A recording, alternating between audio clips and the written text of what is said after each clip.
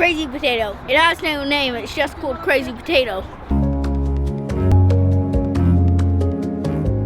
Well, an edible playground is where we come into a school and we work with the school to redesign their playground to bring in a growing element, but also to engage with nature so that it brings the lifelong benefits that an engagement and a connection to nature has to children from a very early age all the way through their lives.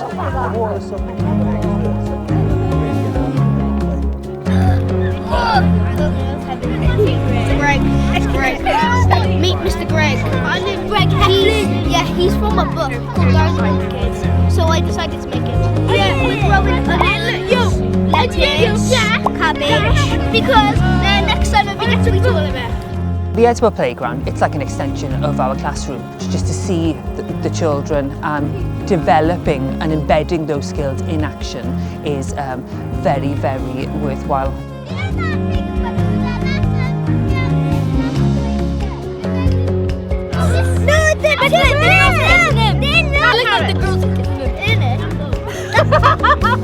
I think what the children get out of it is the opportunity to be outside. It's nearly an outdoor classroom. The children don't necessarily have gardens, so to give them that opportunity to plant something and watch it grow teaches them so many different values.